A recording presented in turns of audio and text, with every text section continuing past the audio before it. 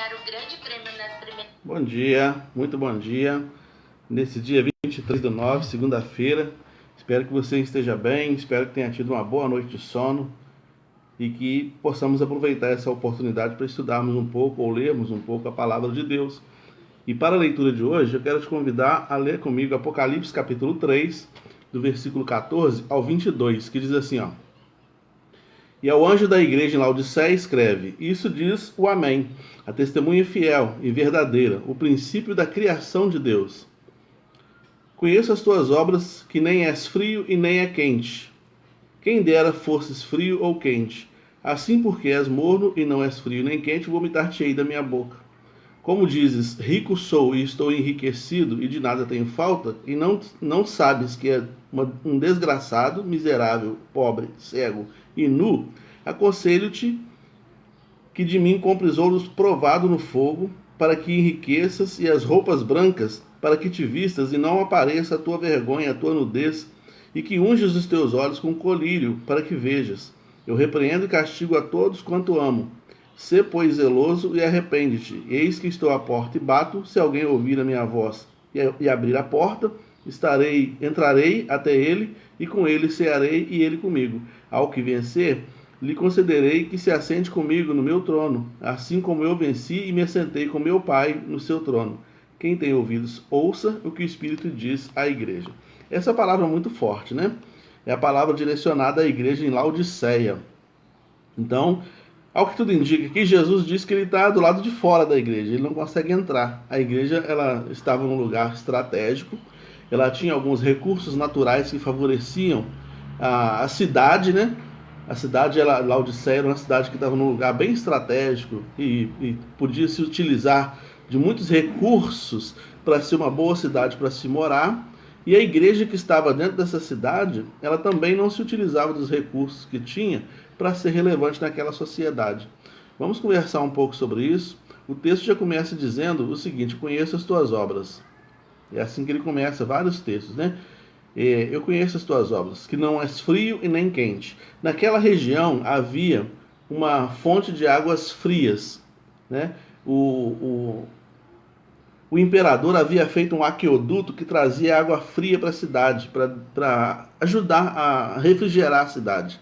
Então tinha essas águas frias. Em contrapartida, na mesma região, havia águas termais. Sabe aquelas águas que o pessoal vai em Caxambu, São Lourenço, Cambuquira e outros lugares por aí, para se valer daquelas águas termais, onde a pessoa às vezes toma aquela água e é boa para o estômago, às vezes tem que fazer relaxamento muscular e aí então entra naquelas águas termais. Então naquela região também tinha esse tipo de água. Tinha esse tipo de águas termais e tinha a água gelada que era trazida para aquela cidade. E aí, Jesus ele utiliza essas figuras que estão acontecendo ali, essas coisas que são da natureza mesmo. Então ele se utiliza disso para falar que a igreja poderia ser fria ou quente. Ela não poderia ser morna. A água morna dá enjoo, por isso que eu vomitar-te-ei da minha boca, que a água morna dá enjoo.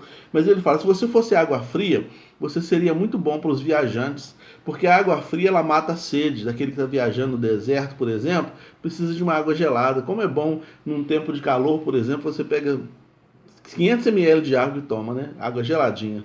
Que delícia que é, né? Então, ele fala, olha, você poderia ser uma água gelada para matar a sede dos viajantes, para refrigerar o corpo dessas pessoas, para ajudar a ativar a energia. A água fria faz isso, né? O banho gelado ativa a energia, ele restaura o sistema, ou ajuda o sistema imunológico, ele melhora a circulação, né? Reduz inflamações do corpo, né? Melhora a saúde da pele, reduz o estresse, reduz o sistema de depressão, os sintomas de depressão, os sintomas de ansiedade, tudo isso a água fria pode promover. Então ele fala, se você fosse uma igreja relevante, você seria uma igreja que ia matar a sede daqueles que têm sede. Você ia refrigerar o corpo daquele que está ansioso, preocupado, que está viajando por esse deserto que é o mundo, né? Se você fosse uma igreja relevante, você poderia fazer isso. Você poderia fazer esse papel. Ou então você poderia ser uma água quente, como as águas termais, né? que serve para relaxamento muscular, que alivia tensões e dores, que melhora também a circulação, porque dilata os vasos, porque oxigena também os tecidos, né? Alivia dores, tem efeito analgésico, né? Reduz o estresse, a ansiedade, melhora o sono. Já viu quando você está... antes de dormir, você toma um banhozinho quente, e aí você dá aquela relaxada, relaxa a mente, relaxa o corpo, você deita tranquilo e dorme tranquilo, né? Alivia o resfriado com um pouquinho de óleo de eucalipto, melhora as vias aéreas, né? Alivia até o resfriado. Então ele fala, se você fosse frio para matar a sede, ou fosse quente para aliviar as tensões do corpo, você ia ser muito relevante na sociedade. Sabe, a gente precisa de igrejas que sejam relevantes. Jesus falou assim, eu estou do lado de fora. Vocês estão dizendo que são ricos, que têm muito recurso, que podem fazer muita coisa, mas o essencial vocês não fazem, que é o bem para o ser humano. E eu estou do lado de fora. Eis que estou à porta e bato tentando entrar. A igreja relevante é uma igreja que faz diferença na vida do ser humano, que restaura a vida humana, né? A vida do ser humano. Ela cura a alma, ela restaura a família, restaura lares, né? Cura famílias de um modo geral. Ela dá senso de dignidade para o ser humano, não é isso? Ela prepara líderes. A gente via crianças já vão aprendendo aí lá na frente falar, já vão aprendendo a ter proatividade, iniciativa, já vão se tornando líderes na sociedade e muito provavelmente essas crianças, se seguirem nessa linha, vão se tornar líderes nas suas empresas, nos seus empreendimentos, sempre terão esse desprendimento para as realizações. A igreja faz esse tipo de trabalho, né? E ela faz as pessoas serem proativas, né? É uma igreja viva em Cristo. Uma igreja relevante, ela é viva em Cristo. Cristo está lá de dentro dela. A palavra é pregada, a palavra é reverenciada, ela é bíblica. Isso é uma igreja relevante, ela é bíblica. Eu não estou falando de placa, sabe? Eu não estou falando de placa batista, assembleia, não estou falando disso. Eu estou falando do organismo vivo, que é o corpo de Cristo. Quando você faz parte de uma igreja que de fato tem a palavra como alicerce, que tem realmente um compromisso com Deus, a sua vida vai sendo transformada, sabe? A sua vida vai sendo transformada, a circulação sanguínea, espiritualmente falando, vai acontecendo, você tem mais vigor, você tem mais disposição, sua vida vai sendo colocada nos eixos, a tranquilidade vai chegando ao seu coração quando você faz parte de um grupo desse. Às vezes eu converso com pessoas que falam assim, eu estou totalmente perdido nessa vida.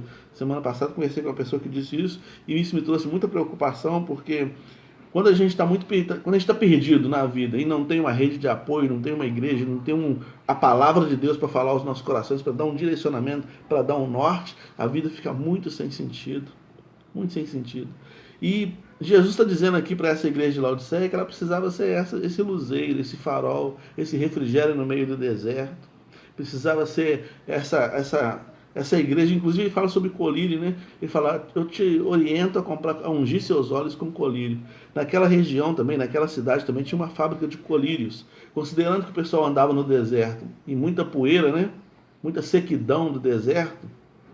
Então os olhos ficavam irritados. Então tinha uma grande fábrica de colírios. E eram os colírios muito especiais que realmente refrigeravam as tensões dos olhos naquele momento. Então ele fala assim, olha, tenha olhos para enxergar a verdade. Unge seus olhos com colírio para você perceber se você realmente é uma igreja relevante. E como a igreja relevante ela não tem placa, sou eu e você, somos nós, quando nos reunimos, quando estamos juntos, nós somos a igreja do Senhor. Então eu preciso avaliar a minha vida. Será que eu estou sendo refrigério para a vida das pessoas? Será que eu estou sendo colírio para a vida das pessoas? Será que eu estou sendo realmente um relaxante muscular, espiritualmente falando, para as pessoas? Ou será que eu promovo tensão? Então, se Jesus é o autor e consumador da minha fé, se ele realmente é a engrenagem que faz a minha vida funcionar, se ele é a energia propulsora mesmo, o Evangelho sendo a energia propulsora da minha vida, então o Espírito Santo está aqui dentro de mim, está dentro de você, está no meio da igreja, promovendo vida, promovendo restauração, recriando corações. Tem uma grande amiga minha aí, a Ângela, né? A Ângela trabalha com terapia, com várias coisas nessa direção, né, Ângela? Então a igreja precisa ter essa relevância, ela precisa trabalhar nesse sentido, porque a igreja é um projeto de Deus. Nós estamos num projeto de Deus, e o projeto de Deus é a restauração do ser humano. A obra que Jesus nos mandou fazer é restaurar o ser humano. Sermos restaurados para restaurar. Não podemos ser irrelevantes. Esse mundo caótico que a gente está vivendo, Não podemos ser irrelevantes. E nem podemos estar dentro do corpo de Cristo, do corpo místico de Cristo, que é a igreja, e com todas as tensões vibrando dentro da gente, sem usufruir daquilo que a igreja é capaz de oferecer. Usufrua daquilo que a igreja te oferece.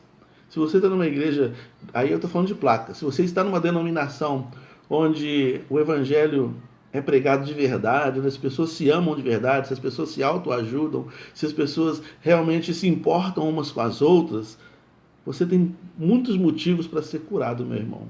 Se você não está numa igreja que trabalha assim, que está mais preocupada com espetáculos, com shows, com uma série de coisas, então sai fora disso, porque não é o objetivo. Show você vai no final de semana. Agora, igreja é lugar de restauração, de vida nova, sabe? De reconstrução. Ser relevante, ser frio como uma água que mata a sede, ou ser quente como uma água que refrigera ou que relaxa as tensões do corpo, as tensões da vida. O Evangelho verdadeiro faz isso. O Evangelho verdadeiro pode nos ajudar a viver assim, porque o Espírito Santo ele está na igreja para fazer a igreja ser uma igreja viva e relevante para a sociedade.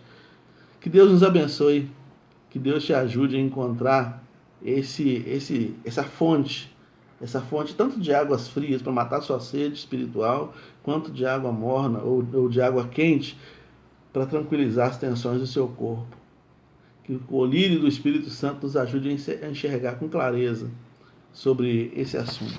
Deus nos abençoe, que Deus te dê uma semana abençoada na presença do Senhor. Um grande abraço, Ângela, Flávia, Karine e todos os demais irmãos que estão presentes aí, a Ana, a Evangelina, né? Deus abençoe a vida de cada um dos irmãos.